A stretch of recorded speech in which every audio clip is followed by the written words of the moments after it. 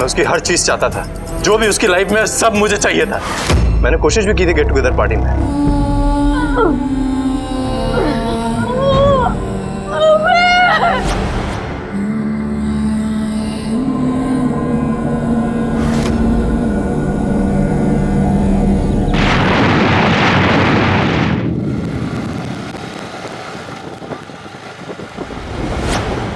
Sir, अर्चना और मेरी बेटी अवनी कल रात से गायब है। मुझे कुछ समझ में नहीं आ रहा है। अबे तुम्हारी बीवी और बच्ची कल रात से गायब है, तो ये कंप्लेंट तुमने रात को क्यों नहीं की? सर, वो कल रात जब मैं ड्यूटी खत्म करके 9:30 बजे घर पहुंचा तो खुद की चाबी से दरवाजा खोलकर अंदर गया, क्योंकि अन्वी तब तक सो गई रहती है, इसलिए बेल नहीं बजाता। हर्षू भी हॉल में नहीं दिखी।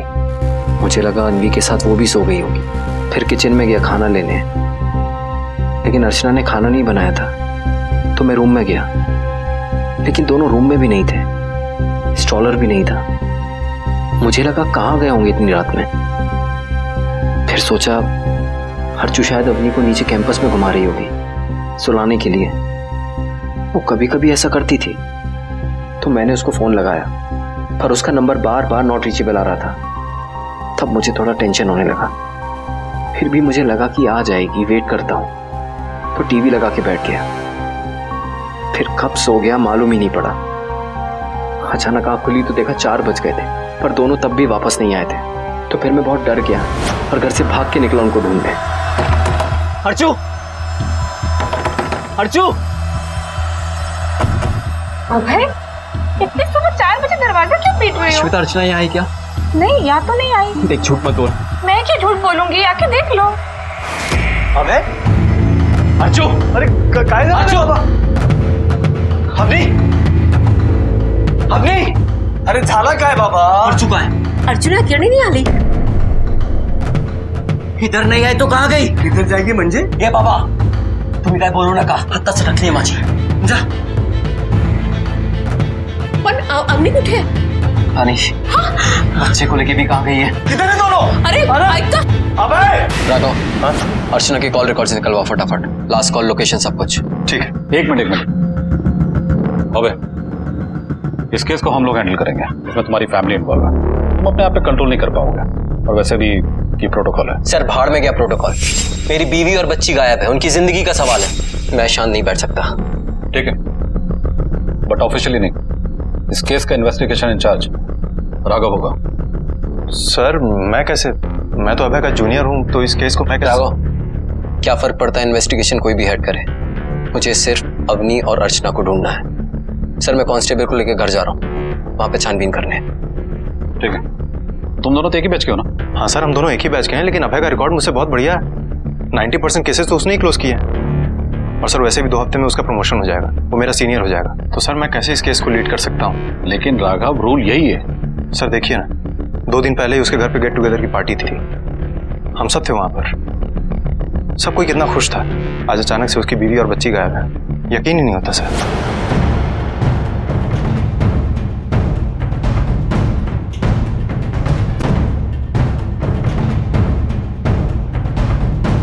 ए वैभव, कसा है तुम्ही? क्या हुआ? अर्चना कल से गायब है, आपने देखा था उसे? अरे वहीनी कल तो शाम को आई थी, बच्चे का डायपर वगैरह लेकर गई। ये लीजिए। अरे मितेश दा, ये वाला नहीं, वो सॉफ्ट वाला दो ना, ये अपने को चुभता है। ये लीजिए। चले बाबू अपनी।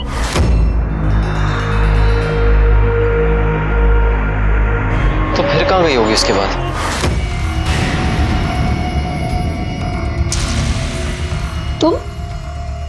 तुम यहाँ? अभय, 2 मिनट बैठ के सांस तो लो। हम लोग ढूंढ रहे हैं ना, मिल जाएंगे। नहीं बैठ सकता मैं, कुछ तो गड़बड़ है, मुझे अंदर से लग रहा है। क्या गड़बड़ है? साहब, हमारी बच्ची के बारे में पता चला? देखिए, आप लोग चिंता मत कीजिए, हमारी पूरी पुलिस टीम लगी हुई, जल्दी पता चल जाएगा। ये सब इसकी वजह से हुआ है। ये मेरी बच्ची को इतना तंग करता था कि वो परेशान होकर घर छोड़कर भाग गई। कि बार बार आप मेरे को क्यों बोल रहे हैं कि मेरी वजह से हुआ है?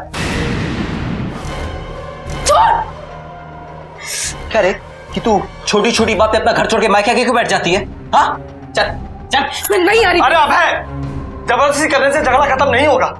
जरा बैठ के ठंडे दिमाग से बात। ये बाबा, तुम बीच में मत बोलो कि हमारे बीच की बात है, समझा? चल। हाथ छोड़ मेरा। जब तक तू नहीं बदलेगा मैं नहीं आएगी तेरे साथ। क्या बदलना है?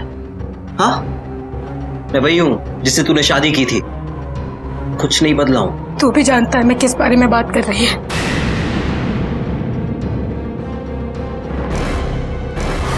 देखिए, जो होना था वो हो गया। अब झगड़ा करने से क्या फायदा? हम सबको चाहिए कि सबसे पहले अर्चना और उसकी बच्ची को ढूंढा जाए। हम लोग लगे हुए हैं, जैसे कुछ पता चलेगा आप लोगों को बता दिया जाएगा। फिलहाल आप लोग जाइए। और अबे तुम अपने गुस्से पे काबू रखना सीखो। सर अर्चना के फोन रिकॉर्ड्स आ गए। सर, अर्चना के कॉल रिकॉर्ड से पता चला है कि उसकी लास्ट लोकेशन गणेश नगर की थी। एक नंबर से अर्चना को काफी कॉल्स आते थे और वो नंबर किसी विनोद कुडपकर के नाम का है। ये देखिए। विनोद? सर ये तो उसके कॉलेज का फ्रेंड था। और सर, कॉल रिकॉर्ड से ये भी पता चला है कि इस विनोद का एड्रेस भी गणेश नगर में ही है और पिछले कुछ दिनों में अर्चना ने भी इसे काफी कॉल्स किए थे। सर दोनों साथ में पढ़ते थे और अभी इंटरनेट पे कुछ दिन पहले टच में आए थे, इतना पता था मुझे। पर ये नहीं पता था कि वो उससे मिलने जा रही थी। अबे राघव, तुम दोनों विनोद की जन्म पत्री निकालो। ठीक है सर। हाँ गया साला। अबे, वॉचमैन से बात करते हैं। विनोद कुडपकर को जानता है? हाँ साहब। कहाँ है वो? साहब कल शाम को वो बाहर गए। कैसे गया? टैक्सी, ऑटो या खुद की गाड़ी थी? साहब उतना ध्यान नहीं है मुझे। ध्यान नहीं मतलब? जाते हुए देखा पर ये नहीं देखा कैसे गया? नहीं साहब। अंधा है क्या? अबे आराम से, आराम से। अच्छा सुनो, जैसे ही विनोद आता है हमें इत्तला करो, ठीक है? जी साहब। चलो।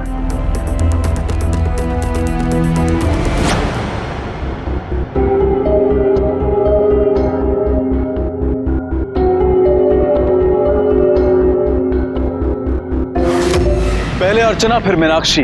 क्या कोई खतरनाक और सरफिरा मुजरिम चुन चुनकर ऐसी औरतों को अपना निशाना बना रहा था जिनके छोटे बच्चे थे, या फिर ये महज एक इत्तेफाक था? ये मुजरिम कितना बर्बर था और किस हद तक जा सकता था, इसकी कल्पना भी नहीं की जा सकती थी।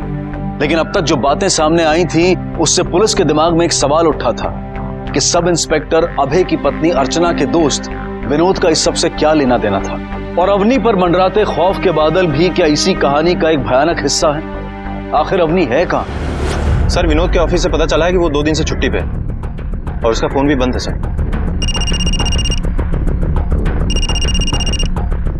हेलो, क्या? ठीक है, रखो। क्या बात है? किसका फोन था? कुछ नहीं सर, वो एक पर्सनल कॉल था। विनोद के फोन रिकॉर्ड्स का डिटेल निकालो। ठीक है सर। तो मुझे कंप्लेंट लिखानी है। मेरा नाम मीनाक्षी है। तो मेरे ऊपर एक औरत ने अटैक किया है आर्य रोड मार्केट के पास। देखिए, हम लोग कुछ करते हैं, आप फिक्र मत कीजिए। कोई नया डेवलपमेंट राघव? सर, मैंने मोबाइल कंपनी से अर्चना के कॉल रिकॉर्ड से विनोद के हर उस लोकेशन की डिटेल मांगी थी जहां जहां से उसने अर्चना को कॉल किया था, लेकिन वहां से कुछ और ही पता चला है सर। क्या? पिछले महीने अभय ने भी उनसे सेम इन्फॉर्मेशन ली थी। तो मतलब अभय अच्छी तरह से जानता था कि अर्चना और विनोद एक दूसरे के साथ फोन पे रेगुलरली टच में? यस सर, उसने हमसे झूठ बोला था। और सर, मेरी अभय की पड़ोसी श्वेता से भी बात हुई है, वो अर्चना की बेस्ट फ्रेंड भी है। इन सबको लेकर उसके पास एक खास इन्फॉर्मेशन है सर।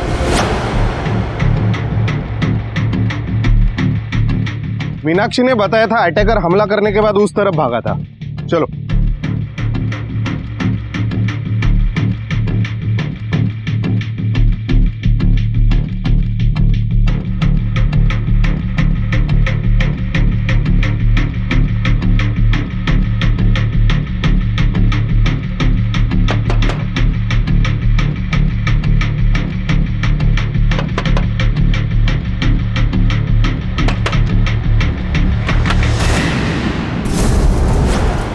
सर, अर्चना और अभय के बीच में कुछ भी ठीक नहीं चल रहा था। हरदम काम का टेंशन, वो हरदम झगड़ा करता रहता था और बीवी बच्चों को तो बिल्कुल भी टाइम नहीं देता था।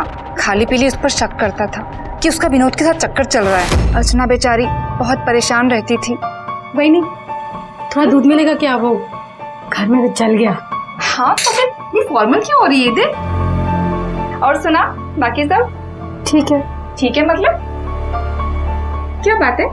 बता अर्चना, दिखा ये क्या हुआ? कुछ नहीं। अर्चना यहाँ देख, बता क्या बात है? मेरे को ये शादी बिल्कुल नहीं जम रहा है। मन करता है कहीं भाग जाऊं। तुम बताओ बहनी, क्या मैं इतनी बुरी हूँ कि मेरा पति मुझ पर बिल्कुल भी भरोसा ना कर सके? नहीं अर्चना, ऐसा मत कर। सर, अभय आपके साथ काम करता है तो आप लोगों को ज्यादा पता होगा कि उसका गुस्सा कैसा है।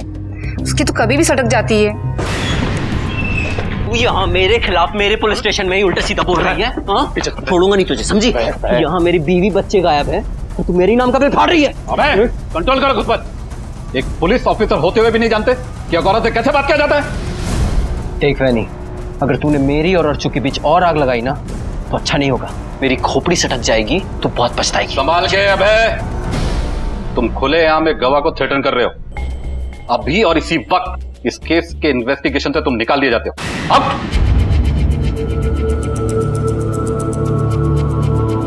आप जा सकते हैं।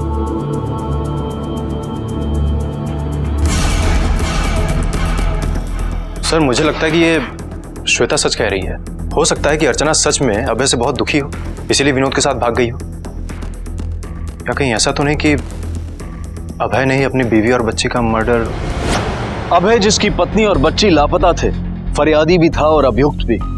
पुलिस को अपने ही साथी के खिलाफ केस बनाना था, उसे रंगे हाथों पकड़ना था, क्योंकि अब तक जितने भी सबूत और गवाह सामने आए थे वो अभय की ओर इशारा कर रहे थे। पुलिस हर कदम पर यह सवाल कर रही थी कि क्या अभय अपनी ही पत्नी और छोटी बच्ची को नुकसान पहुंचा सकता है।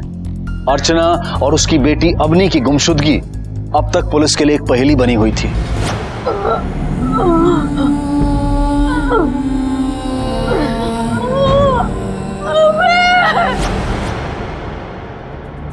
सर, ये टोटल 12 केसेस हैं जो बच्चे के डिस्क्रिप्शन से मैच होते हैं।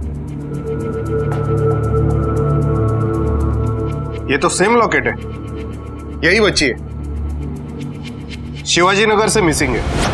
ठीक है राघव, ये विनोद के बारे में कुछ पता नहीं चला ना? नहीं सर, लगता है कि विनोद अंडरग्राउंड हो गया है और उसका तो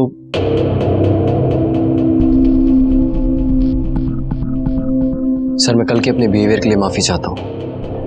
मुझे इस केस से मत निकालिए। अर्चना की जिंदगी का सवाल है। नहीं, मैं इस केस में तुम्हें दोबारा नहीं कर सकता। ये मेरा फाइनल डिसीजन है। कल का तुम्हारा बिहेवियर बहुत ही शर्मनाक था। तुमने झूठी स्टेटमेंट दी कि तुम्हें अर्चना और विनोद के कॉल डिटेल्स के बारे में जानकारी नहीं थी। झूठ क्यों बोला? सर, अर्चना कुछ टाइम से परेशान लग रही थी पर मुझे नहीं बता रही थी, तो उसकी सेफ्टी के लिए मैंने वो कॉल रिकॉर्ड्स निकाले। मैं तुम्हारी प्रॉब्लम समझ सकता हूं, लेकिन तुम्हारे बिहेवियर की वजह से मैं मजबूर हूं। अब जब तक ये केस ऑन है तुम लीव पर रहोगे। Excuse me sir. हेलो, क्या? ग्रेट, ठीक है, हम अभी आते हैं। सर, अभय, कैलाश नगर पुलिस स्टेशन से फोन था, तुम्हारी बच्ची अवनी मिल गई है।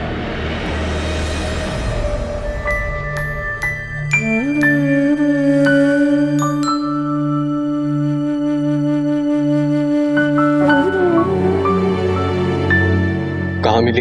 एक औरत के पास से। मुझे अभी मिलना है उससे। अभय, बच्ची इतने दिन बाद मिली क्या?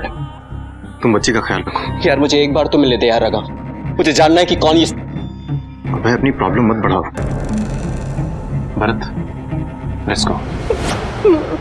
मैं तो पूजा को पाल रही थी, मैं उसकी माँ जैसी हूँ ना। लेकिन वो तुम्हारी बच्ची तो नहीं है ना, उसके माँ बाप कोई और है, तुम नहीं हो। मेरी सोनू, मेरी बेबी, बाबा ने बिल्कुल ख्याल नहीं रखा ना तुम्हारा। पर तेरी आई किधर है? क्या हुआ उसको?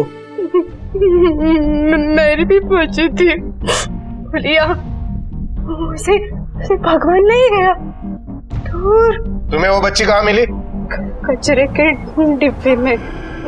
उसने ना उसको मारा। वो ना पहचानती थी। हाँ हाँ ना, उसने कुछ तो चिल्लाया। क्या चिल्लाया उसने?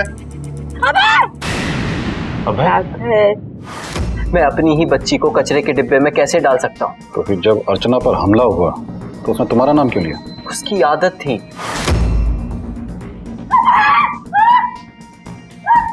काय झाला? वो घबराहट में मेरा ही नाम चिल्लाती थी, चाहे मैं घर पर हूं या ना हूं। It was just an impulsive reaction sir. अबे तुम एक सस्पेक्ट हो। जब तक ये केस सॉल्व नहीं हो जाता अपना आईडी और सर्विस वेपन सरेंडर करो। सर मेरी बीवी मिसिंग है, मैं हाथ पर हाथ रख के नहीं बैठ सकता, चाहे वर्दी हो या ना हो। अपना सर्विस वेपन सरेंडर करो एंड गेट आउट।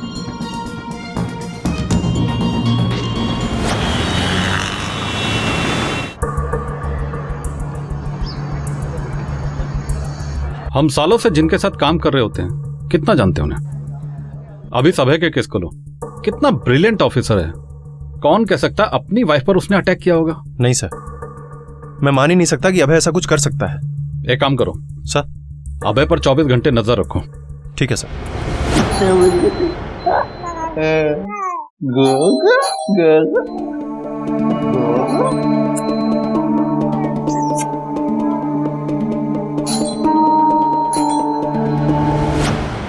तुम्ही थे? मम्मी अपनी को लेने आया हूँ, अब उसका ख्याल हम रखेंगे। अब तो आई नहीं ना तिची। आई नहीं तर बाप तर आए। उसका बाप जिंदा है अभी, अवनी को कोई यहाँ से नहीं ले जा सकता। अबे राव, राग धरू नका, हम इसको छीन कर नहीं लेकर जा रहे। आपको क्या पता बच्चों का, अब तक तो उसकी आई करते आई है ना। आपने तो 15 मिनट भी नहीं गुजारे होंगे उसके साथ। आपकी बच्ची तो आपको पहचानती भी नहीं। मैं सब संभाल लूंगा। अपनी के साथ ये चांस नहीं ले सकते अभय हम। हट जाओ बाबा, अपनी को मैं लेकर जाऊंगा। मैंने बोला ना अपनी को हाथ मत लगाना। इस बार तुम पर सीनियर सिटीजन पर असॉल्ट का केस है। तुमने एक सीनियर सिटीजन पर हाथ उठाया है, इसलिए जब तक ये केस सॉल्व नहीं हो जाता तुम हमारी कस्टडी में रहोगे। ये सब इंस्पेक्टर अभय के बेल पे पर है, क्या मैं उनको ले जा सकता हूँ? ठीक है, थैंक यू सर।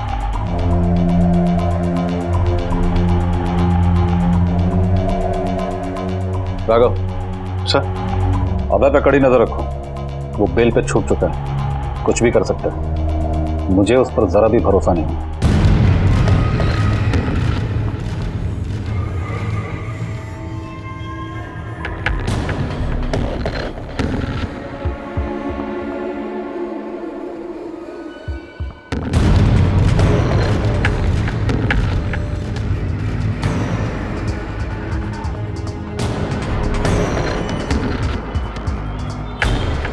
हमने अभय पे पिछले 48 घंटे से नजर रखी हुई है, लेकिन उसकी एक्टिविटी कोई खास नहीं है सर। रोजमर्रा के सामान लेने के लिए वो घर से बाहर निकलता है। लेकिन राघव ये मत भूलो कि वो भी एक पुलिस वाला है।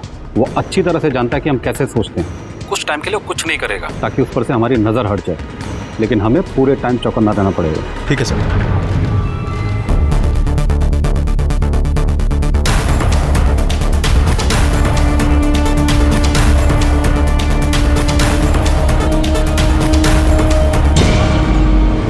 हेलो सर, पिछले 2 दिनों से लगातार एक बाइकर अभय के घर के सामने दिख रहा है और उसको फॉलो भी कर रहा है और अभी निकल भी रहा है सर। तो पीछा करो उसका। ठीक है सर। ओके, थोड़ा जल्दी। इसका नंबर नोट डाउन करो सर। MS02PF 758 sir. फास्ट।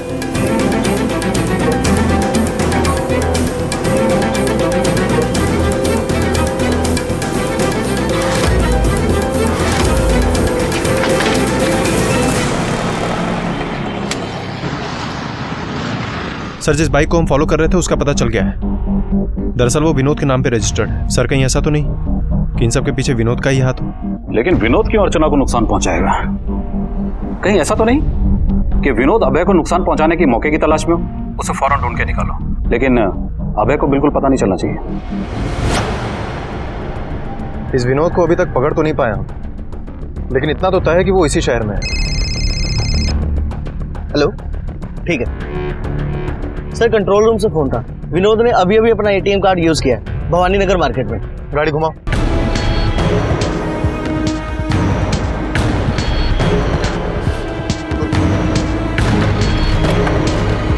सुनो। हाँ साहब। फोटो दिखाओ। ये आदमी कुछ देर पहले आया था क्या यहाँ पे? हाँ साहब, ये आदमी थोड़ी देर पहले यहाँ आया था। ठीक। विजय, इस एरिया में जितने भी पीसीआर हैं सबको अलर्ट कर दो। किसी को भी विनोद की बाइक दिखे वो तुरंत हमें लोकेशन भेजे। सर, भवानी नगर के पास गांव देवी मंदिर के नजदीक वो बाइक पार्क्ड है।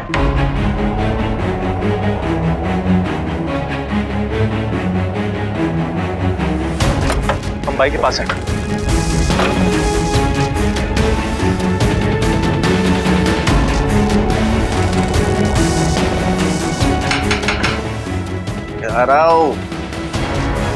चल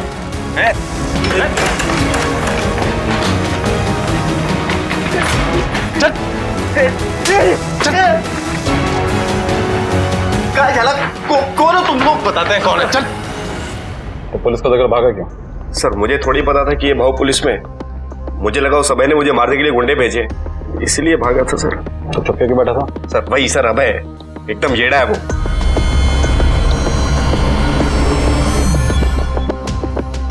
जी हाँ सर, मेरी अर्चना से बात होती थी, हर रोज होती थी। वो काफी डरी हुई थी सर। क्या जाल अर्चू? हाँ, तुमने घबराई हुई क्यों? विनोद, उसको हम दोनों पे शक हो गया है। वो पागल है, वो हम दोनों को मार डालेगा। अरे ऐसे कैसे मार देगा? हाँ, मैं हूं ना, मैं हूं तुम्हारे साथ। कैसा शक?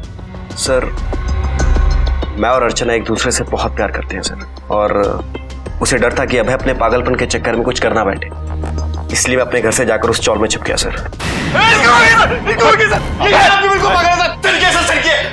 इससे मुझे पहले भी जान से मारने की कोशिश की सर। आई शपथ, आई शपथ।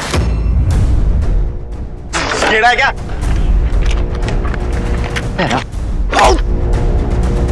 कान खोलकर सुन, अगली बार बोलूंगा नहीं, हड्डी तोड़ूंगा। दूर रहना मेरी बीवी से, समझा? पर ये झूठ बोल रहा है, मेरे से हाथ तक नहीं लगाया, सिर्फ वार्निंग दी थी। अभय, बाहर जाकर बैठो, वरना इन्वेस्टिगेशन को रोकने के चार्जेस में मैं तुम्हें अंदर कर दूंगा। जाओ।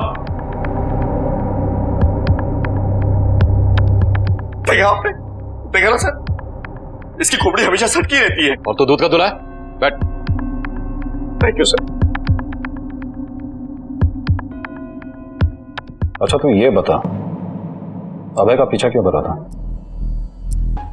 सर मुझे लगा उसने अर्चना को कुछ कर दिया है। मैं सिर्फ इतना ही पता करना चाहता था कि आखिर मेरी अर्चना है कहाँ। अच्छा, तो तू हीरो बन के खुद ही निकला था अर्चना को ढूंढने? और क्या करता सर मैं? तुझे अगर अर्चना की इतनी फिक्र थी तो तूने हमारे पास आकर उसकी कंप्लेंट क्यों नहीं की? सर अगर मैं कंप्लेंट करता भी तो क्या आप लोग मेरी बात मान लेते?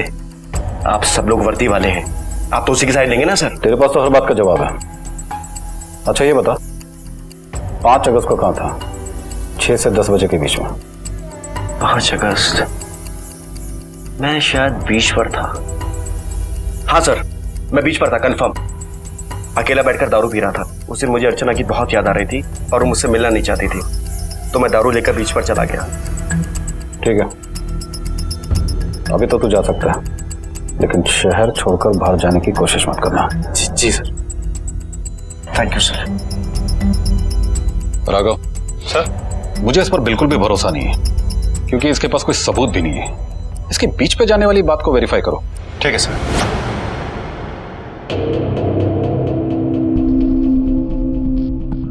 क्यों? कैसा लग रहा है सस्पेंड होकर? अब कैसे दिखाएगा अपनी वर्दी का जोर? ना ना, हाथ लगाने की कोशिश भी मत करना, क्योंकि अब तेरे पास कोई वर्दी नहीं बची है खुद को बचाने के लिए, समझा? वैसे मैं सब सुना तेरे बारे में, अच्छा हुआ तेरे साथ। सर वहां से पता चला है कि विनोद सच बोल रहा था, क्योंकि वहां के लोगों ने उसे बीच पे जाते देखा है। वो बीच पर और कितनी देर रुका, ये तुमने पूछा नहीं? सर विनोद और अर्चना के बारे में कुछ बातें पता चली हैं। विनोद के सोशल नेटवर्किंग अकाउंट से, और मैंने उनके दोस्तों से बातचीत की है। उनके दोस्तों ने बताया कि कॉलेज के समय से ही विनोद अर्चना को लाइक करता था, लेकिन अर्चना ने अभय को चूज किया। और एक बात पता चली है सर, 2 महीने पहले ही विनोद की सगाई हुई थी किसी अर्पिता नाम की लड़की से। एंगेजमेंट तक सब कुछ ठीक था, सब कुछ नॉर्मल था। 6 महीने बाद शादी की डेट की बात चल रही थी कि अचानक, अरे मुझे मेरा पहला प्यार वापस मिल गया है। ऐसे में तुमसे शादी करना गलत होगा ना? होगा या नहीं? वैसे तुम्हें एक बात बताऊं, वो शादीशुदा है, पर वो खुश नहीं है। और बहुत जल्द अपने पति को छोड़ने वाली है। वो बिल्कुल पागल था उस औरत के लिए। का नाम बताया? नहीं। ठीक है, आप जा सकते हैं।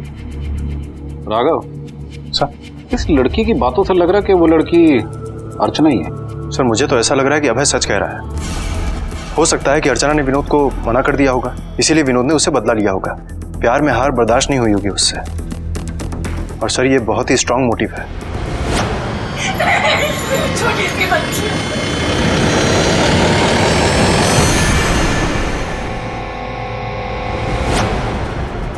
आज तुझे जिंदा नहीं छोड़ूंगा साले। रुक। मैं और कितना चुपचाप बैठकर बर्दाश्त करता सर। मेरी बीवी है वो मुझे उसके रेप वीडियोस भेज रहा था सिर्फ ये जताने के लिए कि मैं उसे बचा नहीं सकता। उससे तो मैं जिंदा दफनाऊंगा। अबे मैं तुम्हारा गुस्सा समझ सकता हूं, लेकिन तुम समझने की कोशिश क्यों नहीं कर रही हो? हमारे पास विनोद के खिलाफ कोई सबूत नहीं है। वो चिल्ला रही थी, मुझसे मदद की भीख मांग रही थी, लेकिन आप ये नहीं समझेंगे। विनोद ने तुम्हारे खिलाफ असॉल्ट का केस दर्ज करवाया। अरेस्ट तो तुम्हें करना ही पड़ेगा। देखो हमने अभय को अरेस्ट कर लिया है, वो भी तुम्हारे चार्ज पे। क्या हुआ उससे? वो फिर बिल पर छूट जाएगा और आकर मुझे जान से मार देगा। आप लोग बस पंचनामा बनाते रहना। नहीं सर नहीं, अभी मेरे को पुलिस प्रोटेक्शन चाहिए मतलब चाहिए, वरना मैं अच्छे पुलिस डिपार्टमेंट के ऊपर केस करेंगे। हम तुम्हें प्रोटेक्ट करेंगे, लेकिन उससे पहले हमें तुम्हारा मोबाइल चाहिए, चेक करना है। वाह सर वाह, इधर मेरे ऊपर जानलेवा हमला हुआ है और आप लोग मेरे को ही क्रिमिनल के जैसे ट्रीट कर रहा है। आपको मेरा फोन चाहिए ना सर? मैं देगा आपको अपना फोन, पर पहले मजिस्ट्रेट साहब का वारंट लेकर आइए। अच्छा, मजिस्ट्रेट का वारंट देकर देगा फोन? हाँ। ऐसा क्या छिपा रहा है? अबे तुम्हारा फोन चाहिए, फॉरेंसिक को बेचना है। मैं नहीं दे सकता, उसमें मेरी बीवी का वो वीडियो है। बात को समझो अबे, ये वीडियो ही हमारे पास एक ऐसा एविडेंस है जिसे आईटी को दिखाकर मैसेज को ट्रेस किया जा सकता है कि कहां से आया है। सर अभय को जो वीडियो मिली है उससे ये बात तो कंफर्म है कि अर्चना अभी तक जिंदा है। लेकिन है कहां? उस विनोद पर कड़ी निगरानी रखो। अगर विनोद इन सब के पीछे है, उसके सहारे हम अर्चना तक पहुंच सकते हैं। इस रेपिस्ट की तस्वीर मुंबई के सभी थानों में सर्कुलेट करवा दो और हमारे रिकॉर्ड में सेक्सुअल ऑफेंडर्स की लिस्ट भी चेक करो। सर मैं अभय की बेल कराने आया। अभय पर यह असॉल्ट का दूसरा मामला है, हम उसे इस तरह रिलीज नहीं कर सकते। सर उसे कस्टडी में रखने के लिए आपको मजिस्ट्रेट के ऑर्डर की जरूरत पड़ेगी। फिलहाल ये रहे उनके साइन किए हुए ऑर्डर, उनकी रिलीज के लिए।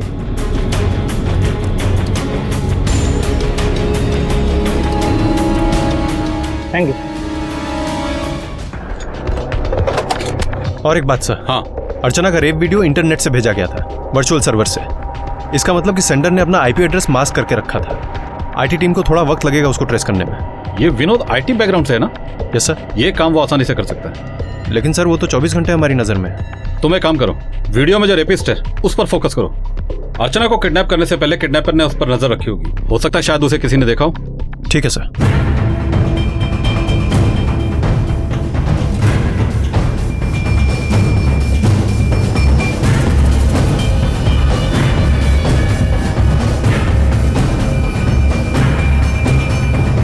सर उस रेपिस्ट के बारे में अभी तक कुछ पता नहीं चला और विनोद को फॉलो करने से भी हमें कोई लीड नहीं मिल रही है सर। राघव, केस कितना भी पेचीदा क्यों ना हो, सॉल्व तो हम कर ही लेंगे।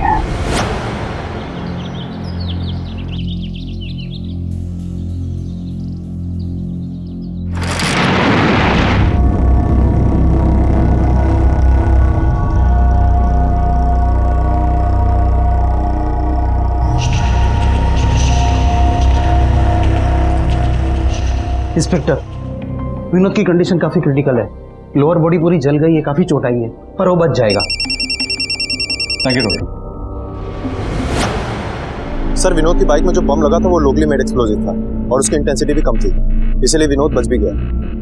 और सर एक गवाह है जिसने बम लगाने वाले को देखा है।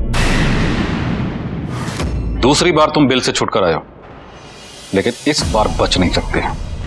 एक आई विटनेस है जिसने तुम्हें अपनी आंखों से देखा है। ये बहुत ही बड़ा संगीन मामला है। मुझे अपने किए का कोई पछतावा नहीं है। दुख सिर्फ इस बात का है कि वो कमीना बच गया। आपको पता है, पिछले 4 दिन में मुझे अर्चना के रेप के 4 वीडियोस और आए। 4 वीडियो? 4 वीडियो कब आए? तुमने तो हमें एक ही के बारे में बताया था। 3 और आए, अलग अलग लोगों के साथ।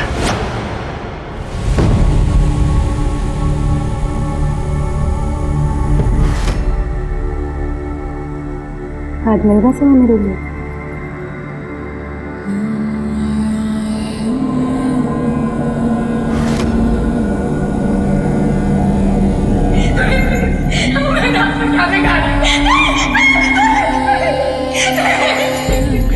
छोटी सी बच्ची। उसके बाद अगले दिन मुझे करीब उसी टाइम पर एक और वीडियो आया जिसमें वो तीसरा रेपिस्ट था।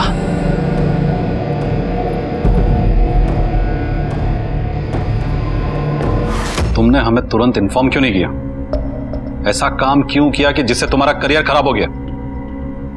अब तुम पर अटेम्प्ट टू मर्डर का केस लगेगा।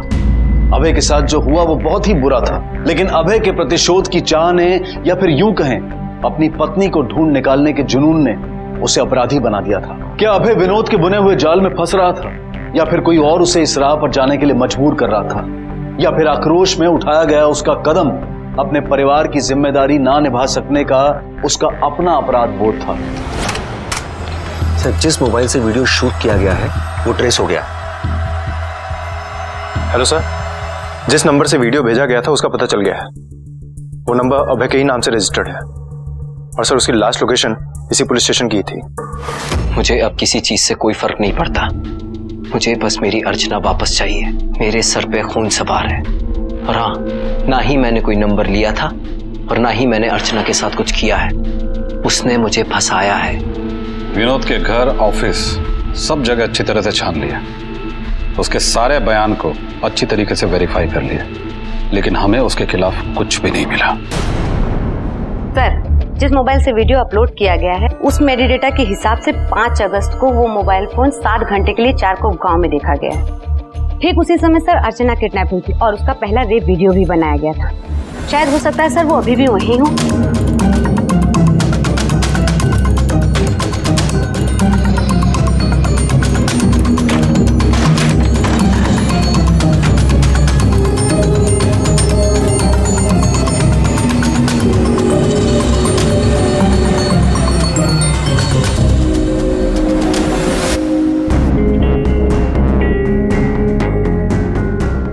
अर्चना को यहीं पे रखा गया था, लेकिन अभी वो यहाँ है नहीं। हो सकता है उसे या तो कहीं और लेके गए या फिर उसे मार डाला है। सर, अर्चना को जिस स्टोर रूम में रखा गया था दरअसल वो फैमिली डिस्प्यूट में बंद थी कोर्ट के ऑर्डर से, और वहाँ कोई आता जाता भी नहीं है सर। इसका मतलब वहाँ पे कोई भी इलीगल एक्टिविटीज हो सकती थी, लेकिन ऐसा कौन है अभय का दुश्मन जो इस हद तक जा सकते हैं? सर, ऐसा भी तो हो सकता है ना कि हमने इस केस को पूरी गहराई से देखा ही ना हो सकता है कि अभय का कोई पुराना दुश्मन है, क्योंकि सर अभय होनहार और काबिल पुलिस ऑफिसर है।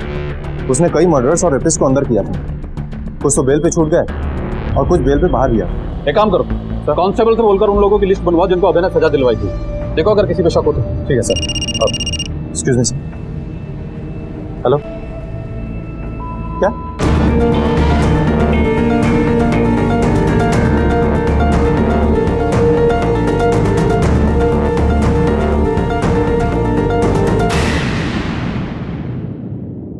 इसका चेहरा तो अर्चना से मैच करता है।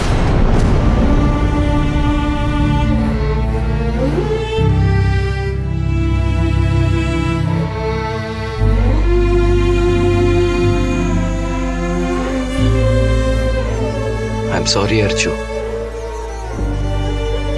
मुझे माफ कर देना। मैं तुम्हारा ख्याल नहीं रख सका। तुम चिल्लाती रही और मैं तुम्हारी मदद भी नहीं कर पाया।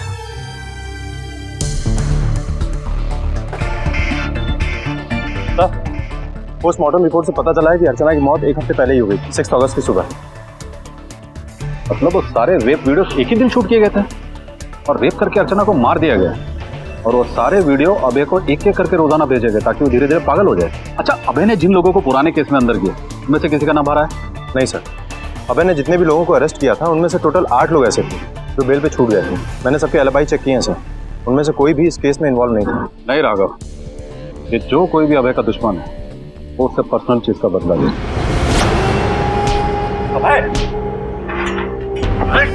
क्या कर रहा है ये? छोड़ो छोड़ो।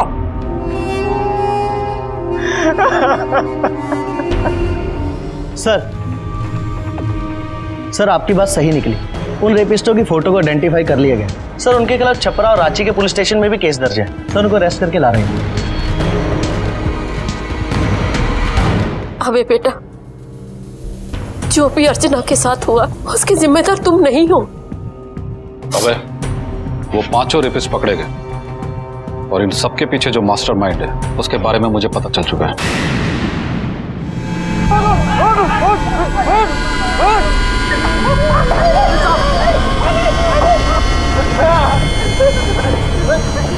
तूने जिन क्रिमिनल्स को पुलिस प्रोटेक्शन देने के बहाने अर्चना का रेप करवाया, उन लोगों ने कबूल कर लिया है कि मास्टरमाइंड तू ही था। क्यों राघव, क्यों तूने एक घिनौना काम किया? अबे तो तेरा बैचमेट था, तेरा दोस्त था, फिर भी। वो मेरा कोई दोस्त नहीं था। हम दोनों सिर्फ बैचमेट थे पुलिस ट्रेनिंग एकेडमी में। साला मेरे से आगे निकल गया, मैं पीछे रह गया। सारे प्रमोशंस, जॉब्स में क्रेडिट सब उसको मिलती थी। यहां तक कि आप भी सारे केसेस उसी को देते थे हैंडल करने के लिए। मैं उसकी हर चीज चाहता था, जो भी उसकी लाइफ में सब मुझे चाहिए था। मैंने कोशिश भी की थी गेट टुगेदर पार्टी में। एक्सक्यूज मी,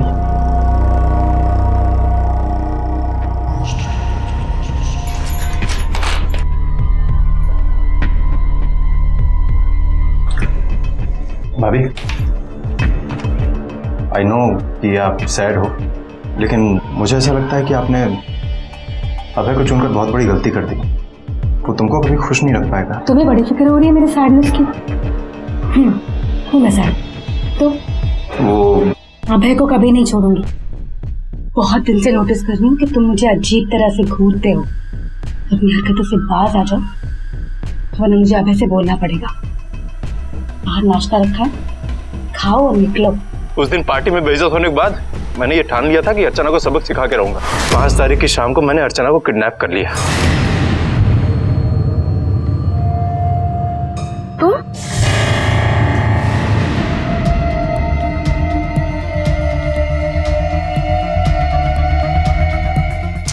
बहुत शौक है ना तुझे अपने पति से वफादारी निभाने का?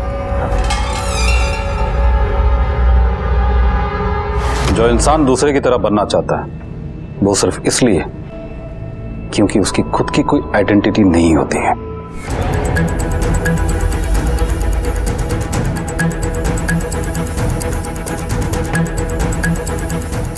समझ नहीं आ रहा होगा आप लोगों को कि मैं क्या करने वाली हूँ, पर जो भी करूँगी अभी थोड़ी देर में आप सबके सामने आ जाएगा।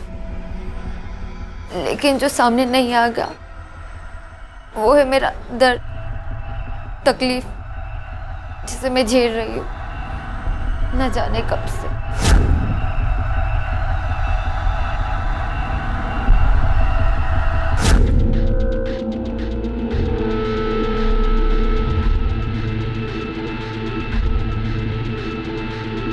आज तक बहुत हिम्मत रखी मैंने, यही समझाते रहे खुद को कि सब ठीक हो जाएगा। तो अब बस जो करना है मुझे ही करना है और मैं वही करने जा रही हूँ।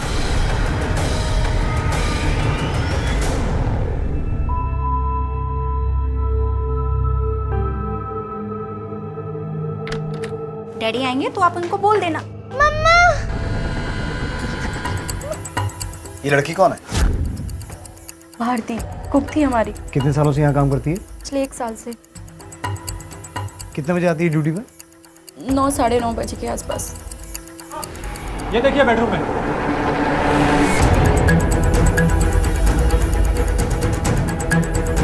सर लड़के की जेब से ये पर्स और फोन मिला है, लेकिन पर्स में कोई आईडी नहीं है। इस लड़की का कोई फोन वगैरह? नहीं सर, शायद साइड केसेस थे, दोनों एक दूसरे से प्यार करते होंगे, कोई प्रॉब्लम हुई होगी तो शायद। बॉडीज को पोस्टमार्टम के लिए भिजवाओ। Yes sir. हमारी व्यस्त और भागदौड़ भरी जिंदगी में अपने घर की चाबियां हमारे घर पर काम करने वाले लोगों और पड़ोसियों के पास छोड़ना हमारी मजबूरी भरी जरूरत बन चुकी है।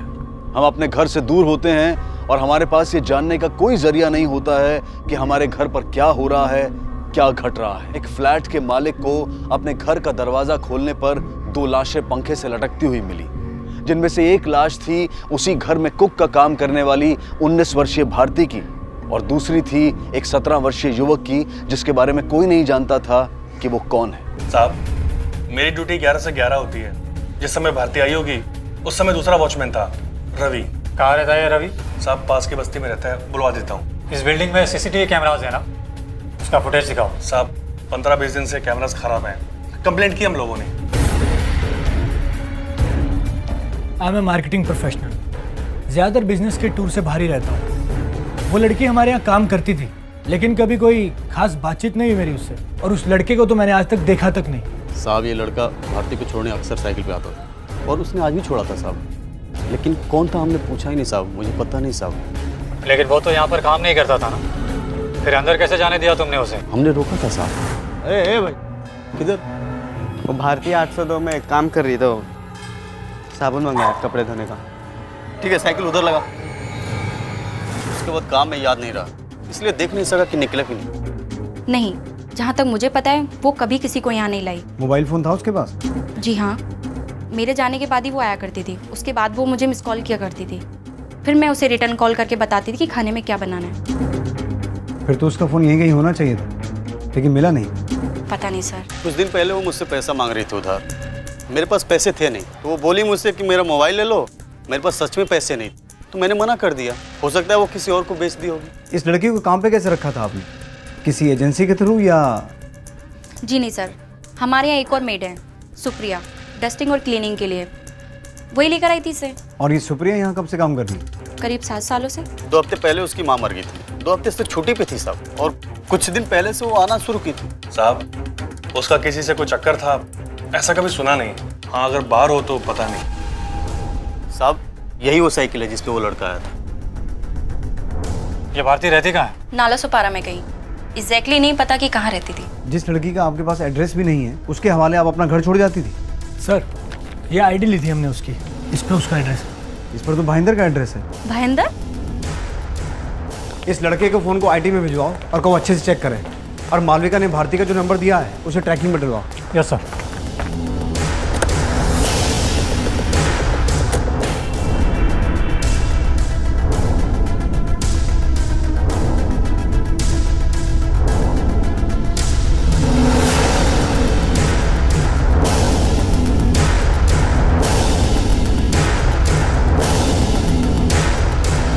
काय झालं साहेब? भारती यहीं रहती है? उसको तो कई साल हो गए यहाँ से छोड़ के चले गए। अभी कहाँ रहते हो? नाला सुपारा में किधर तो रहते हैं उसके माँ बाप के साथ। इस लड़के को पहचानती हैं? ये तो भारती का भाई कुणाल है।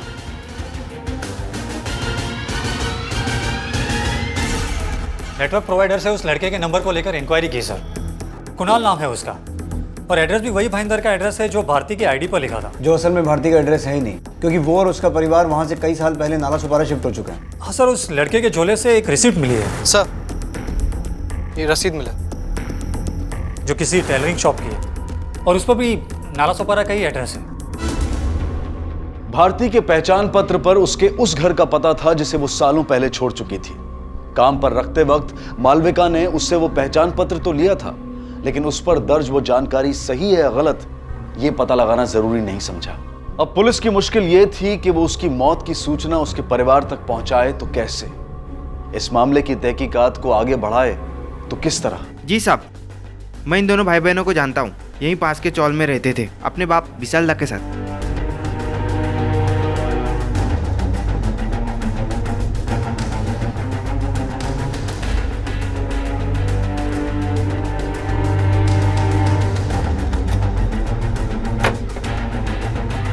सुनिए, ये विशाल दा यहीं रहता? जी साहब। अभी कहाँ होगा ये? अभी अपनी पान बीड़ी की कोके की दुकान पे होगा, रात को लौटेगा। कुछ कर दिया क्या साहब? कि बेटे और बेटी की मौत हो गई, उसको इन्फॉर्म करना था। भारती और कुणाल, कुछ दिन पहले तो उसकी माँ का मर्डर किया किसी ने। उसकी माँ का मर्डर हुआ था? जी साहब।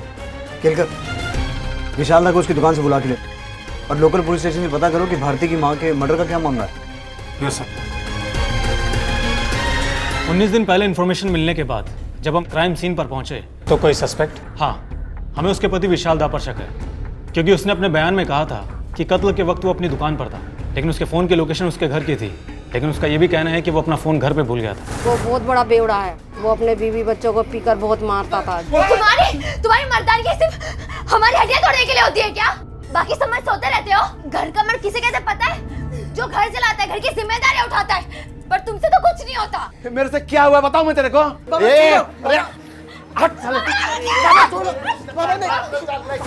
जिस दिन झगड़ा हुआ उसके अगले दिन ही विंदा की लाश मिली, लेकिन उसका बाप बेवड़ा अभी भी पी पी के बुरा हाल करता, नहीं सुधरा अभी भी। क्या रे, बहुत फिक्र है तेरे को मेरी सुधरने की?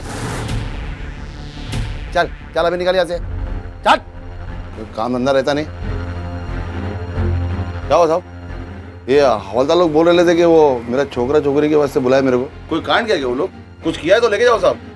ये मामले में आप पूरा कानून के साथ है। वो दोनों अब इस दुनिया में नहीं है, मर चुके हैं।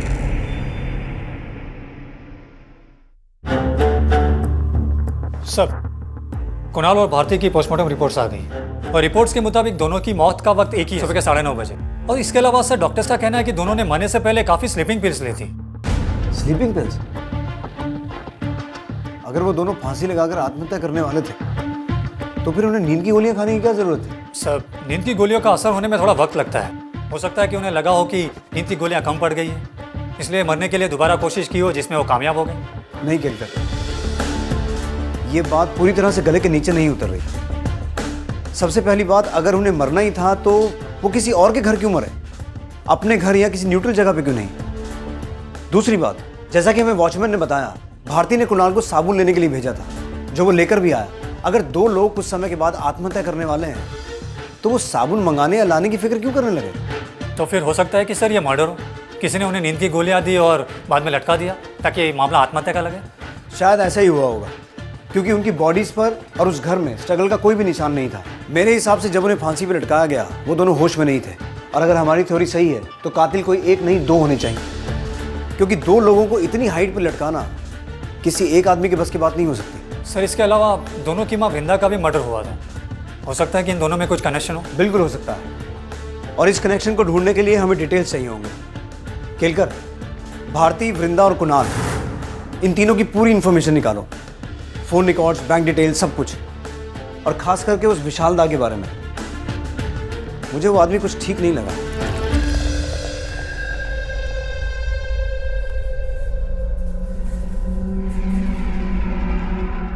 किस बात की पार्टी हो रही है? बीवी के मरने की या बच्चों की मौत की?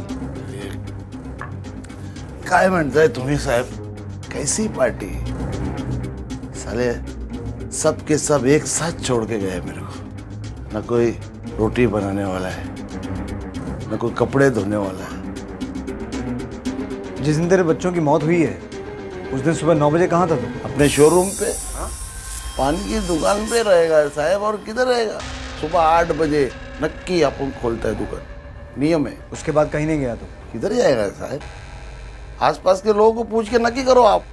तूने पुलिस को बताया था कि जिस दिन तेरी बीवी की मौत हुई थी तेरा मोबाइल फोन घर पे छूट गया था, लेकिन हमें पता चला है कि दोपहर 12 से 1 तू अपनी दुकान पर भी नहीं था, वहां ताला था। कहाँ गया था? दारू की दुकान पे। फिक्स है, दोपहर को 12 बजे, शाम को 7 बजे। वो साहब को बोला था मैं, और आप शक कर रहे मेरे पे? मैं मारा मेरी फैमिली को? क्यों? तू क्यों नहीं मार सकता? हर रोज थोड़ा थोड़ा करके तो मार ही रहा था ना। तो किसी दिन दिमाग में आया होगा कि किस्सा खत्म कर दूं। अच्छा नहीं है साहब, औरत कमाओ, छोकरी कमाओ। छोकरा भी कमाना शुरू करने वाला था। उनकी मौत से मेरे को नुकसान होगा कि फायदा? थोड़ा सोचो साहब, कोई खुद से खुद का नुकसान करके लेता है क्या? सर, कुणाल, भारती और वृंदा के कॉल रिकॉर्ड से कुछ नहीं मिला सर। तीनों के रिकॉर्ड क्लीन है। और विशाल दा की सेल इन्फॉर्मेशन से यही पता चला है कि वो सच बोल रहा है। कुणाल और भारती के मर्डर के वक्त वो अपने शॉप पर ही था, और आसपास के दुकानदारों का भी यही कहना है। पिछली बार उसका फोन घर छूट गया था। कहीं अपनी उस गलती से सबक लेकर इस बार वो जानबूझकर अपना फोन पान की दुकान पर तो नहीं छोड़ गया। पर यह कोई स्ट्रॉन्ग एलिबाई नहीं है। इस मामले में हमें हर फैक्ट को लेकर श्योर होना होगा। और फिलहाल मुझे लगता है कि हमें वृंदा के मर्डर को छोड़कर भारती और कुणाल पर कॉन्सेंट्रेट करना चाहिए, क्योंकि अगर इन दोनों केसेस का आपस में कोई कनेक्शन है तो वो खुद ब खुद सामने आ जाएगा। अब जबकि ये क्लियर हो चुका है कि ये मामला सुसाइड का नहीं मर्डर का है, इसका मतलब ये हुआ कि कुणाल का मालविका के घर आना महज एक इत्तेफाक था। कत्ल भारती का होना था और इस बात से अनजान भारती ने कुणाल से साबुन मंगवाया जो वो लेके भी आया, लेकिन साबुन लेके जब वो पहुंचा तो भारती के साथ वो भी मारा गया। यानी हमें जो भी लीड मिलेगी वो भारती से कनेक्टेड लोगों से मिलेगी। राइट। वो जो मेड थी सुप्रिया जिसने भारती को मालविका के घर काम पे लगाया था, केलकर, उसे बुला। जी सर। साहब, भारती मेरी बहुत अच्छी दोस्त थी। अगर किसी ने उसको परेशान किया होता तो उसने बताया होता मेरे को, लेकिन उसने ऐसा कुछ नहीं बताया। भारती से तुम्हारी पहली मुलाकात कब और कहाँ हुई थी? 2 साल पहले बाजू वाले सोसाइटी के कुछ घर में काम करती थी मैं, उधर ही भारती से मुलाकात हुई थी। फिर धीरे धीरे हम दोनों का दोस्ती हो गया। जब तुमने भारती को मालविका के घर काम पर लगवाया तो वहाँ पहले से कोई कुक था या थी जिसे हटाकर भारती को काम पर रखा गया हो और उसने नाराज होकर भारती को मार दिया हो? नहीं साहब, मालविका मैडम के घर पे पहले कोई नहीं था। वो उनका नया नया नौकरी लगा था ना, तो भारती को ही पहला रखा था। सुप्रिया, हमें पता चला है कि भारती को तुमसे ज़्यादा पगार मिलती थी, तो बुरा तो लगता होगा तुम्हें, क्योंकि काम पर तुमने लगवाया और कमा वो तुमसे ज़्यादा रही थी। सबको अपना किस्मत का मिलता है साहब, और वो कौन सा लाखों में कमा रही थी कि मेरे को जलन होएगा।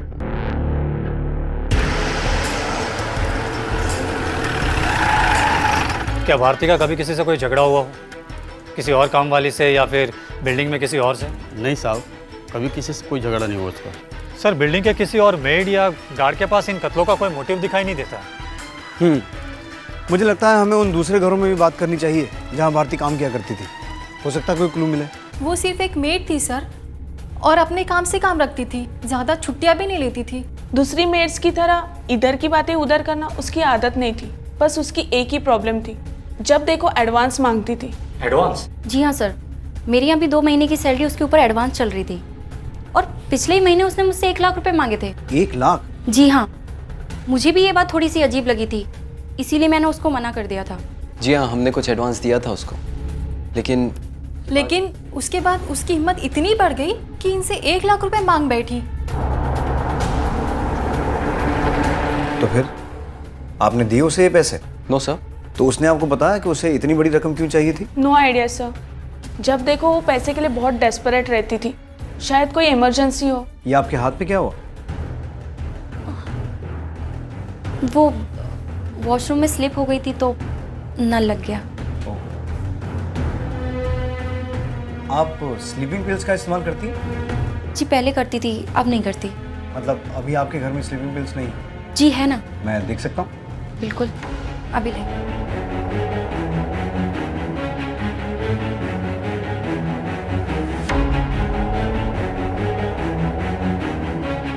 ये तो सील बंद है। मैंने कहा था ना आपसे, मैं पहले लेती थी, अब नहीं लेती। गुड, ये अब आपको इनकी जरूरत नहीं पड़ती। Thank you.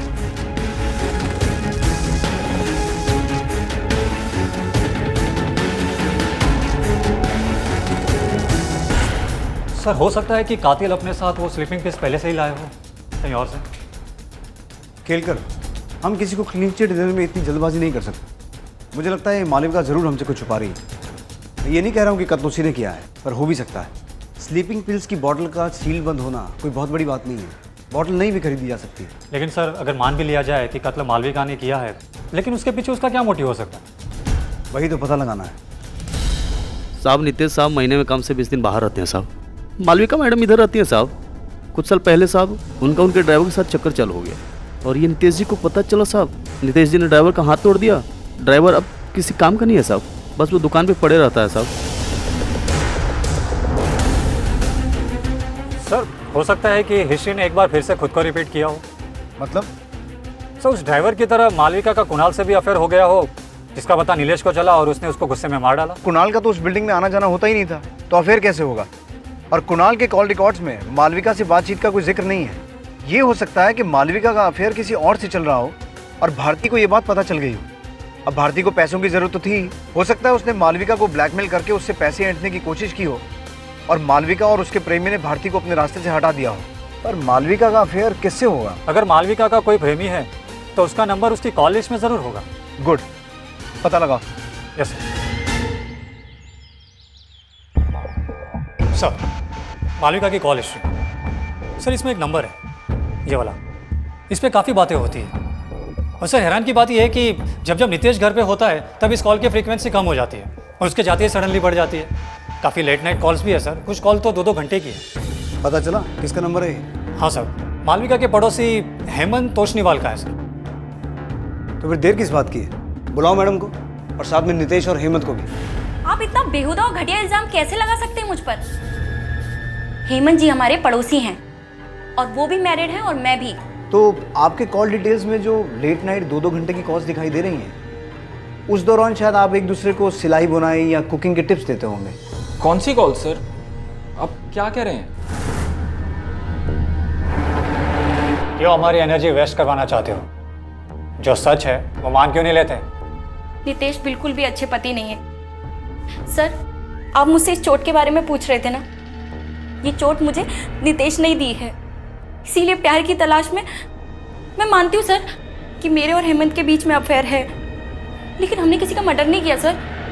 आप यकीन कीजिए मेरे। गुस्सा आ रहा है तो दिखा, ऐसे उदास होकर दिल टूटने का नाटक मत कर। जो आदमी अपनी बीवी को बेरहमी से मार सकता है, मार मार के अपने ड्राइवर का हाथ तोड़ सकता है, वो खून भी कर सकता है। चल बोल, भारती और कुणाल को क्यों मारा? सर, मेरे पास कोई वजह भी तो होनी चाहिए ना खून करने के लिए, जबकि मैं तो उस दिन शहर में भी नहीं था जब भी मर्डर हुए। आप चाहे तो एयरपोर्ट की सीसीटीवी फुटेज भी देख सकते हैं। 9 o'clock तो मेरी फ्लाइट लैंड हुई थी। उसके बाद लगभग आधा घंटा मुझे टर्मिनस से बाहर निकलते हुए लग गया, फिर मैं सीधा ऑफिस चला गया। उसके बाद जब मालविका का फोन मेरे पास आया तब मुझे उसने बताया कि क्या हुआ। उसके बाद मैं घर पहुंचा। नीलेश का रवैया अपनी पत्नी मालविका के प्रति सही नहीं था। वो उस पर हाथ उठाता था, उसे मारता था, लेकिन मालविका ने उसका विरोध करने की बजाय उसके इस बर्ताव को सहते हुए अपनी खुशियों को कहीं और ढूंढने का फैसला लिया, जो कि गलत था। तो अब सवाल यह था कि क्या कुणाल और भारती ने खुद कोई गलती की थी या वो मासूम थे और उन दोनों को इन लोगों की गलतियों का खामियाजा भुगतना पड़ा था। सर, मालविका, निशांत और हेमंत के फोन की लोकेशन चेक की, लेकिन इनमें से कोई भी कत्ल के वक्त मौका वारदात में मौजूद नहीं था। और एक्सक्यूज मी सर। हाँ पवार, कब? ठीक है सर, आईटी डिपार्टमेंट से फोन था। अभी थोड़ी देर पहले आदर्श नगर मार्केट में भारती का फोन स्विच ऑन हुआ है। Let's go.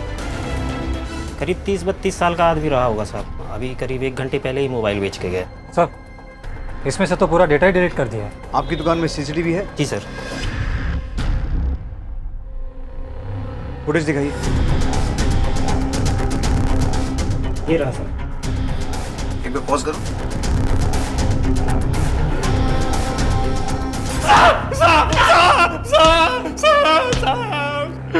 सच्ची बताओ साहब, मैंने उन दोनों को नहीं मारा, सच्ची में साहब। तो भारती का फोन तेरे पास कैसे आया?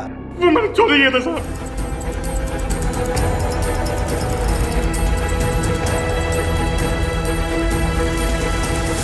मैं भी सच्ची बोलता हूँ साहब, मैंने उन दोनों को नहीं मारा साहब। ये जो कह रहा है वो सच हो भी सकता है और नहीं भी, पर झूठ बोलने के चांसेस ज्यादा बनता है। क्यों सर?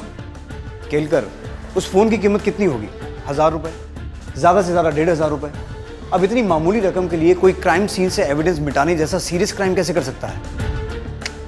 इसका कोई ना कोई कनेक्शन तो है, या तो भारती से या फिर कुणाल से। आओ। मैंने उन दोनों को कभी आपस में बात करते नहीं देखा, लेकिन अगर कुछ हो भी तो क्या कहा जा सकता है? क्या बोलते तुम्ही साहब?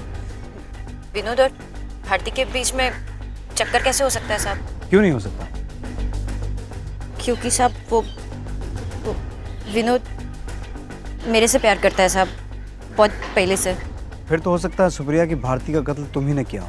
हाय साहब, भारती मेरी बहन जैसी थी, कोई अपनी बहन को मार सकता है क्या? हो सकता है तुम्हारे विनोद का ज्यादा इंटरेस्ट तुम्हारी बहन में हो गया हो और फिर गुस्से में आकर तुमने। नहीं साहब, मैंने कभी भी भारती को उस नज़र से नहीं देखा। मैं सुप्रिया से प्यार करता हूँ, सच्चा प्यार। चलो भारती से प्यार ना सही, पर यह भी तो हो सकता है कि विनोद की कुणाल से कोई दुश्मनी हो। साहब, मैंने तो कभी भी उससे बात तक नहीं की, तो दुश्मनी कैसी? साहब, एक छोटी सी गलती के चक्कर में मुझे इतना मत रगड़ो साहब, मैंने कुछ नहीं किया। क्या साहब, हम लोग गरीब है, इस वास्ते आप हमारे पीछे पड़े हो ना साहब। जिन पैसे वालों के पीछे आपको पड़ना चाहिए उनकी तरफ तो आप देख भी नहीं रही साहब। मतलब किसकी तरफ देखना चाहिए हम? अगर तुम्हें लगता है कि कोई है जो हमारी नजरों से छूट रहा है तो बोलो। सब वो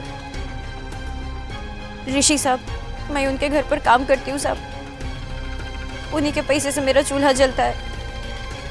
इससे जास्ती मैं कुछ नहीं बोल सकती साहब। सर मैंने भारती के कॉल रिकॉर्ड्स फिर से चेक किए। उसकी बातचीत ऋषि की पत्नी प्रीथा से उतनी नहीं होती थी जितनी की ऋषि से होती थी। तो इतनी बड़ी बात पहले हमारी नजर में क्यों नहीं आई?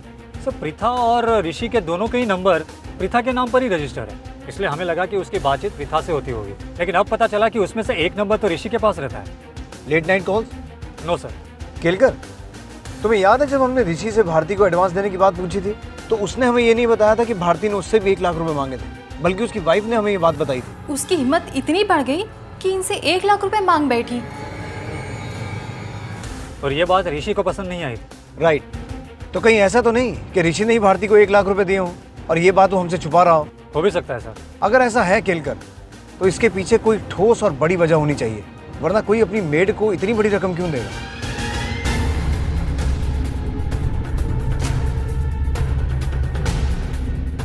अरे साहब आप यहाँ?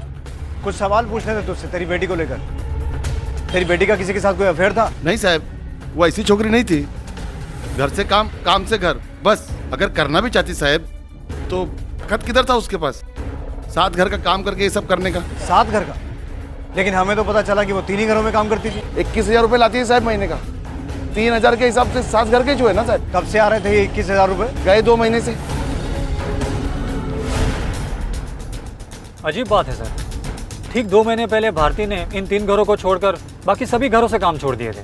उसके बाद भी उसकी इनकम कम होने की बजाय बढ़ गई। इसका मतलब है कोई तो था जो उसे ये एक्स्ट्रा पैसे दे रहा था, और जाहिर सी बात है कि ये एक्स्ट्रा पैसे उसे सिर्फ कुकिंग के लिए तो नहीं मिल रहे थे।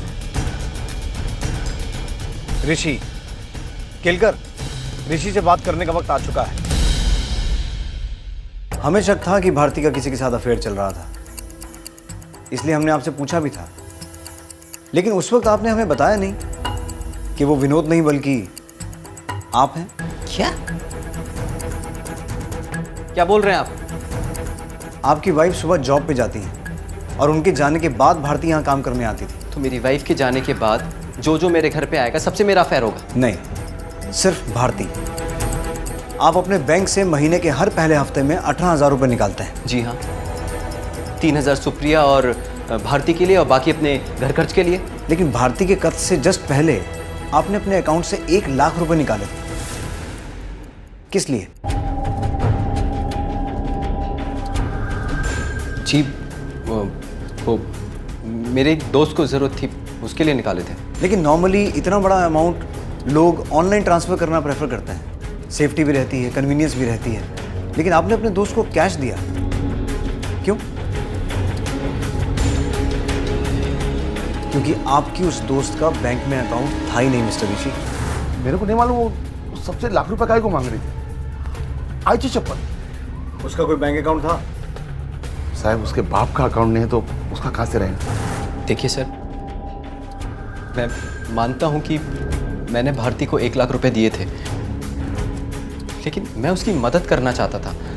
अब किसी की मदद करना कोई क्राइम तो नहीं है ना? इन बेफिजूल बातों में टाइम वेस्ट करने से अच्छा है हम सीधा पॉइंट पर आए। भारती के पोस्टमार्टम रिपोर्ट से ये पता चला है कि कत्ल के वक्त वो प्रेग्नेंट थी। एक छोटा सा डीएनए टेस्ट होगा और उससे ये इजीली साबित हो जाएगा कि उसे प्रेग्नेंट करने वाले तुम थे। अब अपना जुर्म कबूल करोगे या मैं कोर्ट से ऑर्डर लाकर तुम्हें घसीटता हुआ सरकारी हॉस्पिटल लेके चलूं? देखिए सर, मैं मानता हूं कि मेरा उससे अफेयर था, लेकिन मैंने उसका कत्ल नहीं किया। मैं तो उसकी मदद के लिए उसे हर महीने 15,000 रुपये दिया करता था। मैंने तो उसे 1 लाख रुपए भी दिए थे। मैं उसे क्यों मारूंगा सर?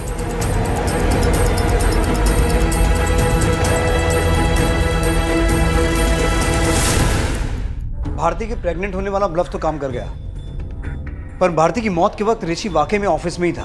उसके कॉल रिकॉर्ड्स में भी ऐसा कोई नंबर सामने नहीं आया जिससे ये लगे कि उसने भारती को मारने के लिए किसी को हायर किया था। बहुत उम्मीद थी मुझे इस थ्योरी से, लेकिन कुछ हाथ नहीं लगा। एक छोटा सा क्लू मिला है सर। क्या? वृंदा की कॉल लिस्ट में एक नंबर था जिस पर उसने 1 या 2 बार बात की थी, इसलिए हमने भी कुछ खास ध्यान नहीं दिया था।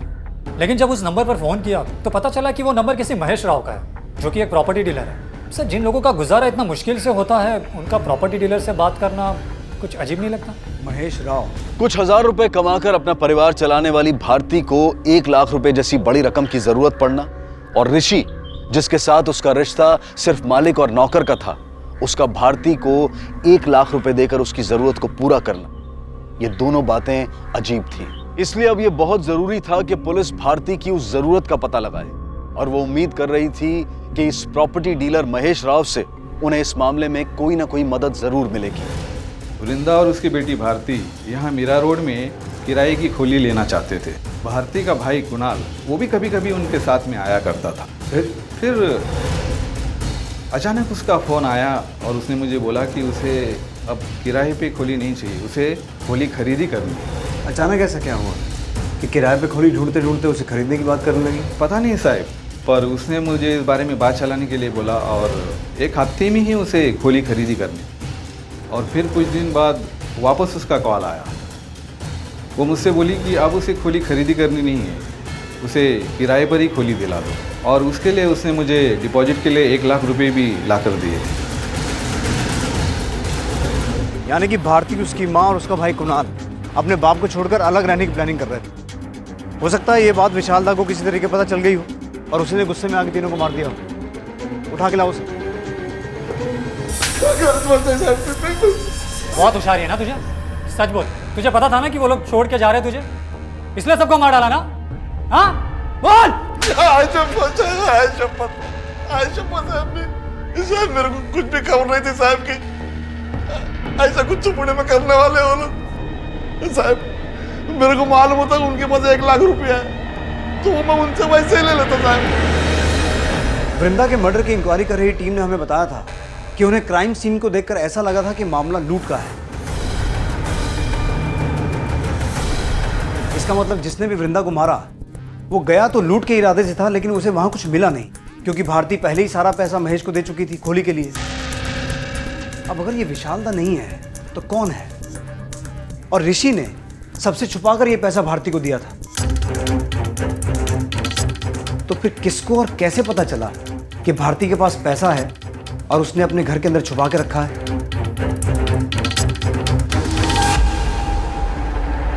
बोलो। सब मेरे को नहीं पता आप क्या बोल रहे हो। मेरे को कैसे मालूम होगा कि भारती के पास इतने पैसे कैसे आए? ठीक वैसे ही जैसे तुम्हें भारती और ऋषि के बीच के रिश्ते के बारे में पता था। उन दोनों के रिश्ते के बारे में मेरे को धोखे से पता चल गया। कोई जासूसी नहीं की थी। उस दिन मैं काम पर गई थी तो दरवाजा खुला था।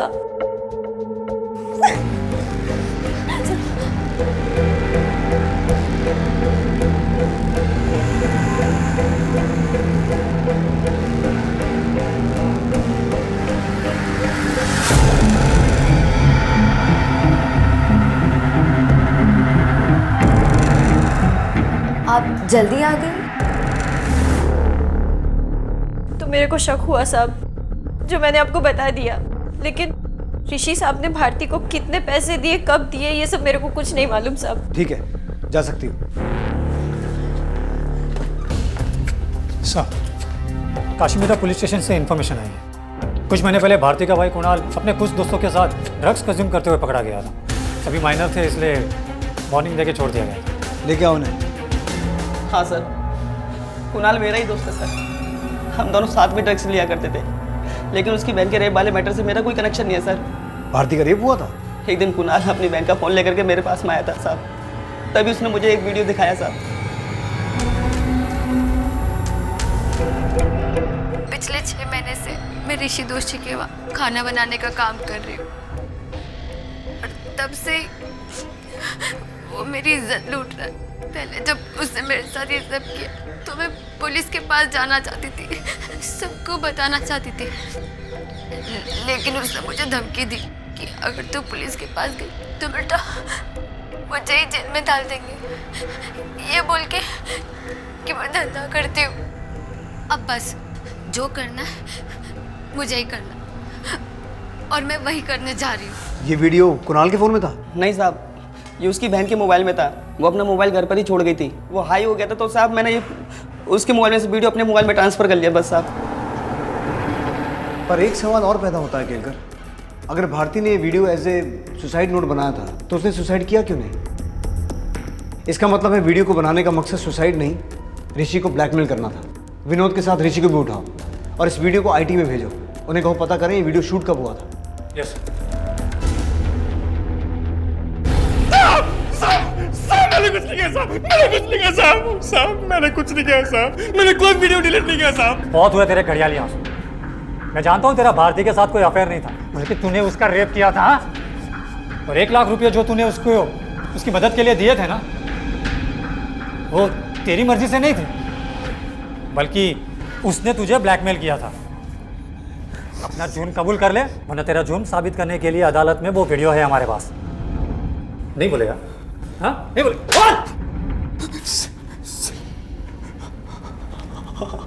हाँ सर, मैंने रेप किया था उसका।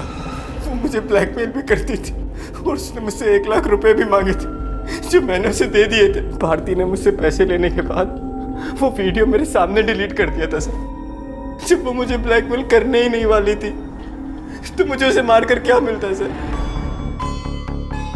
सर, ऋषि ने अपना जुर्म कबूल कर लिया है। उसी ने भारती का रेप किया था और भारती ने उसे वीडियो दिखाकर 1 लाख रुपये लिए थे। लेकिन विनोद तो अभी भी कह रहा है कि उसे वीडियो के बारे में कुछ भी नहीं पता। शायद वो सच बोल रहा है सर, क्योंकि ऋषि का कहना है कि जिस वक्त उसने भारती को 1 लाख रुपये दिए थे, उसी वक्त भारती ने उसके सामने ही अपने फ़ोन से वो वीडियो डिलीट कर दिया था। अगर ऐसा है तो फिर ऋषि के पास कोई मोटिव बचता नहीं भारती को मारने का। सर, ये आईटी रिपोर्ट। केलकर सर, ये भारती के फ़ोन और वीडियो की रिपोर्ट है सर। इसमें लिखा है कि वीडियो 19 दिन पहले शूट किया गया था, लेकिन भारती के फ़ोन से नहीं। व्हाट? हाँ सर। जी सर, भारती के फ़ोन का कैमरा 4 मेगापिक्सल है, जबकि वीडियो शूट किया गया है 10 मेगापिक्सल वाले कैमरा से। 19 दिन पहले मतलब भारती की माँ वृंदा के कल से 2 दिन पहले। केलकर, अगर ये वीडियो भारती के फ़ोन से नहीं बनाया गया तो ज़रूर किसी ऐसे आदमी के फ़ोन से बनाया गया है जो भारती और ऋषि के रिश्ते के बारे में जानता था और साथ ही भारती को उस पर पूरा भरोसा था। मैं ऋषि दोषी के वहाँ खाना बनाने का काम कर रही हूँ और तब से वो मेरी इज्जत लूट रहा है। देख सुप्रिया, एक छोटा सा टेस्ट होगा तेरे फ़ोन का और बड़ी आसानी से पता चल जाएगा कि ये वीडियो तेरे फ़ोन पर शूट किया गया था। तेरा खेल खत्म हो गया सुप्रिया। सब वो उस दिन जब मैं भारती को ऋषि सेठ के साथ देखी तो मेरे को बहुत झटका लगा साहब। शादीशुदा आदमी है वो, अगर उसकी बीवी को मालूम पड़ गया ना तो खाल खींच लेगी, तेरी और मेरी भी। बहुत दिनों से वो मेरे साथ जबरदस्ती कर रहे हैं। मैं तो उनके घर का काम छोड़ना चाहती, पर उन्होंने मुझे धमकी दी कि मैं तुम्हें बदनाम कर दूंगी। मेरे को ऋषि सेठ पर बहुत गुस्सा आया, इसीलिए मेरे दिमाग में एक प्लान आया। ऋषि सेठ को ब्लैकमेल करने का प्लान। जो करता है मुझे ही करता है और मैं वही करने जा रही हूँ, अपनी जान लेने जा रही हूँ। बस अब हो गया अपना काम। अब देखना, ये देखकर वो ऋषि सेठ कैसे हिल जाएगा। 50-60 लाख रुपया तो ऐसे दे देगा और उसमें अब एक हिस्सा मेरा भी होगा। रवि को प्लान मालूम पड़ चुका था, इसीलिए हमने उसको भी साथ में ले लिया। अभी तो हम लोग सोच ही रहे थे कि ऋषि सेठ से कब कितना पैसा मांगने का है, कि अचानक से ये भारती उसने मना कर दिया, बोली कि मेरे को हराम का पैसा नहीं चाहिए। लेकिन फिर एक दिन मैंने भारती को किसी से फ़ोन पर बात करते सुना। हाँ, पैसे घर पे रेडी है, आप आज मेरे को खोली दिखाओ, अगर मुझे पसंद आ गया तो कल आपको पूरे पैसे दे दूंगी। उसने हमारे साथ डबल गेम खेला था। उसने फक्त ऋषि सर को वो वीडियो दिखाकर अपना पैसा उनसे निकाल लिया। लेकिन साहब, हम इतनी आसानी से उसको हमारा हक तो नहीं मारने दे सकते थे ना, इसीलिए विनोद उसकी खोली पर गया पैसे लेने। हम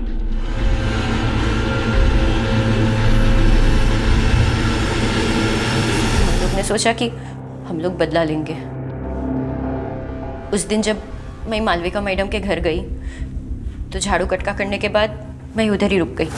फिर जब वो भारती उधर आई तो मैंने ज़िद करके उसको चाय पिला दी, जिसमें मैंने नींद की गोली मिला दी थी। लेकिन तभी गेट पर से रवि का फोन आया। उसने कहा कि भारती का भाई कुणाल ऊपर आ रहा था। अरे कुणाल, ये दीदी, आपने साबुन मंगाया था। बैठ, तू अभी आया ना, तू भी चाय पी के जा। नहीं मैं चलता, मुझे अरे बैठ ना। तो मैंने वही चाय कुणाल को पिला दी, नींद की गोलियां डालकर। थोड़ी देर बाद दोनों भाई बहन बेहोश हो गए तो मैंने फ़ोन करके विनोद को बुला लिया। अब क्योंकि रवि भी तुम्हारे इस प्लान में शामिल था तो उसने नीचे गेट पे ड्यूटी संभाल ली, हाँ, ताकि किसी को किसी तरह का शक ना हो। सब माफ़ कर दो, मेरे से बहुत बड़ी गलती हो गई साहब। गलती का एहसास होना बहुत बड़ी बात होती है सुप्रिया, लेकिन तूने जो जुर्म किया है उसके लिए जितनी भी सजा मिले वो कम है।